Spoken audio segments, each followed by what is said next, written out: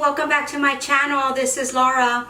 For today's recipe, what I'm going to share with y'all is how I make this real fun meatball with cheese stuffed biscuit. It's kind of has some Italian seasonings to it, and I kind of use it like an appetizer before our spaghetti dinner, or just as appetizers with dipping sauce. It works either way, and it's a real easy process, guys. This is another great make-ahead recipe that you can have in the freezer ready to go for when the family's hungry and you don't have anything prepared. You can freeze these ahead of time and you have a great snack or appetizer.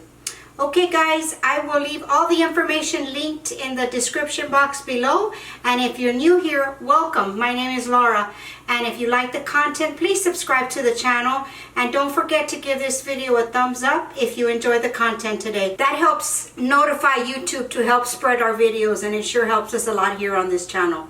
Okay guys, let's go ahead and get started. Alright, we are going to start this meatball recipe. We're going to add in our hamburger meat. We're just going to break it up, and we're going to start adding in our spices. I have black pepper, red pepper, some salt, some garlic powder, some Italian seasoning, some onion, some Parmesan cheese shredded, some parsley. There's a lot of flavor in these little meatballs. Some breadcrumbs and a lightly beaten egg. Okay, we're just going to give this a good mix and start shaping our meatballs. Okay, everything is incorporated nicely. Now we are going to shape the meatballs. I have a little half tray cookie sheet here and some parchment paper.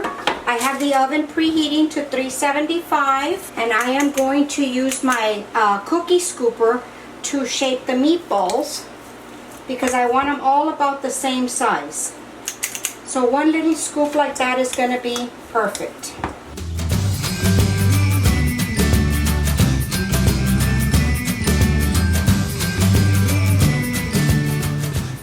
And here are the meatballs. The oven, it was preheated to 375, so I'm going to pop these in until they are well done. So I will be back at that point and we move on to the next step. Okay everybody, I have the meatballs. I took them out of the oven. I let them cool for a while so that I can handle them with my hand. Now we're going to use some biscuits. I like to use from our local grocer is H-E-B, and I like to use the Texas style because they are butter flavored. You can use whatever pastry you want. And there we go. You preheat your oven according to the biscuit information. And what we are going to do, there's the oven ready to go. I'm going to separate these. Okay, what we're going to do is we are going to roll out the biscuits just like if you were rolling a tortilla. Okay, just about this size. And we are going to take some mozzarella cheese, put it here in the center. We're going to take a meatball and put it there. And then you just start picking up your biscuit by the edges. And just start crimping it. Just like that. Just like that.